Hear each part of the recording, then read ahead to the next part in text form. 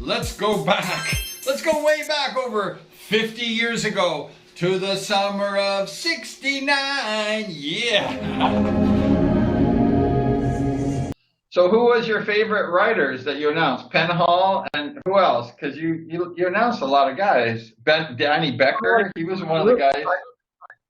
Yeah, well, Becker was insane. I mean, he could ride on the railing and win a race on the outside. Danny Berserko Becker was incredible. Wild Bill Cody was great. Larry Shaw, of course, Penn Hall, Mike Bass, Gene Woods, Rick Woods. I liked them all. And that's when the Speedway got brought back from the Whiteman Stadium to the Costa Mesa Fairgrounds, Costa Mesa, California. The Speedway was brought back to OC by Jack Milne and Harry Oxley. I said, I can do better. I think I'm a little more experienced, and I'm on the radio. So he fired Bruce and hired me, and that was it. Bruce and I were never really too close after that. It was the middle of the surf craze, the skateboard craze, and the motorcycle craze, and it became the Speedway craze.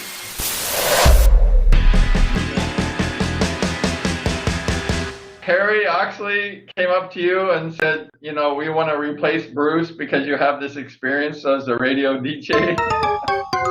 Well, primarily, but also the fact that I was on the radio did a lot because he knew I would expose people to Speedway, which I did. It was a sport in Orange County, and I talked about it. He realized that was a good way to get the word out. And he liked me, and he trusted what I was doing. Larry Huffman would electrify the crowd every Friday night. He was just an amazing announcer. He took over for Bruce Flanders, and then he was just really great. You were really legendary at Costa Mesa. I know you're legendary other places, your Supercross. It was a lot of fun. It really was.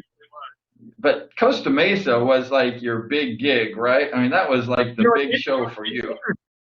Interesting, Brian. An interesting thing about Costa Mesa was we brought premier helmets into Costa Mesa. I was doing commercials for them, I forget exactly, and we went in there and I said, listen, I told Chuck Finch, the president, I said, you can own Costa Mesa Speedway.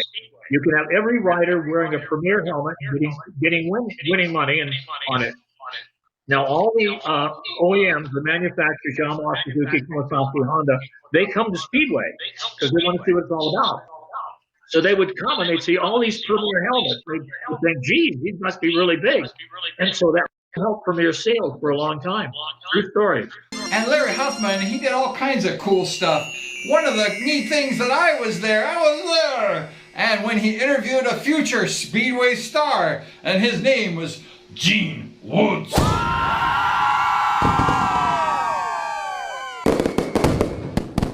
Who was your favorite Speedway rider that you introduced at Costa Mesa? And can you introduce their names today, kind of similar to what you did back in the day? Well, I mean, Bruce Penhall was super special because we became very good friends. But, Penhall, Wild Bill Cody, Rick Woods, the Huntington Beach Rocket, all of them. I liked all of them. I think most of them liked me. Yes!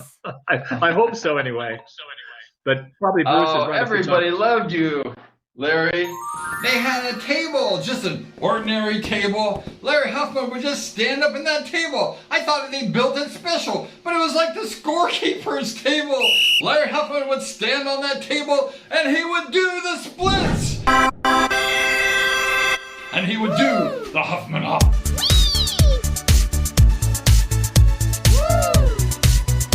Larry would stand on that table and hop. He would announce those special riders from the 50-yard line, like Danny Berserko Becker.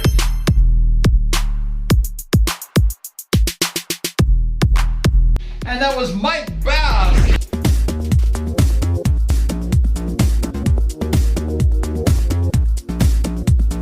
Bruce Penhall.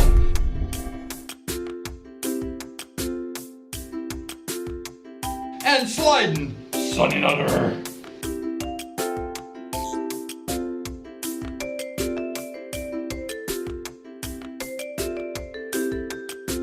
You were really legendary at Costa Mesa. I know you're legendary other places, your Supercross. It was a lot of fun. It really was.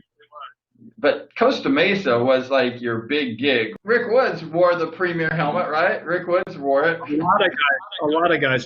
They're paying money. If you won and you were wearing a premier helmet, you got money. And do you remember Gene, the dancing machine?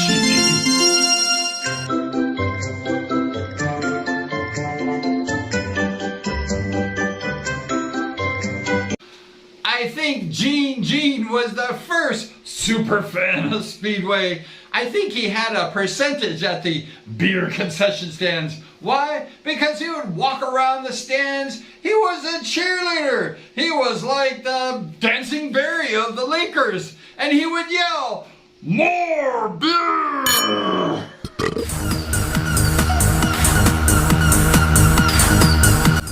Larry Huffman would oftentimes interview Gene while he was drunk off of his ass, and they would electrify the crowd. They were always wondering, what is next?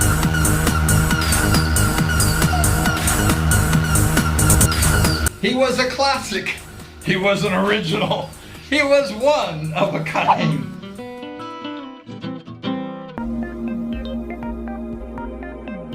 And all 6,500 fans loved and screamed for who?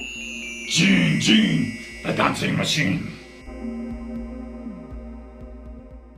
One night, Gene was exceptionally drunk. He was drunk off his ass again. And Larry Huffman said, "Gene, get on that crash wall and walk. Walk, Gene, and yell more beer." So Gene got on that wall, the crash wall between the starting line and the first turn at Costa Mesa, turn 1. And he was walking.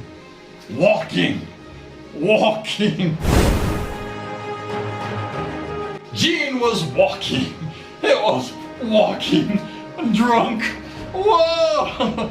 He was like a drunk doing a DUI lineup, doing the DUI walk the straight line. However, he had a hard time, right? He was drunk. And then he was walking, and suddenly Gene lost his balance and he fell. He was yelling, "More beer!" And he yelled, and then he fell, and he hit his nuts. He hit his nuts on that wall between turn 1 and the starting line, and then he was yelling, "More beer!" We all love Gene saying "more beer" in soprano. That was nice. And those were the days. Those were the days that never ended, we thought. We had these vivid memories of those days. They were golden yesteryears. They were fantastic.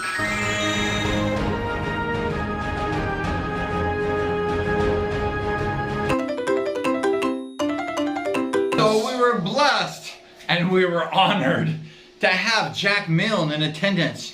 Jack Milne was one of the original promoters of Costa Mesa Speedway, and he was just a kind man, and he probably had more stories than anyone in the world. He was a 1937 world champion, the second world champion, the first United States Speedway champion, and he was just an amazing guy. I got to meet Jack a few times. He was just a sweet man.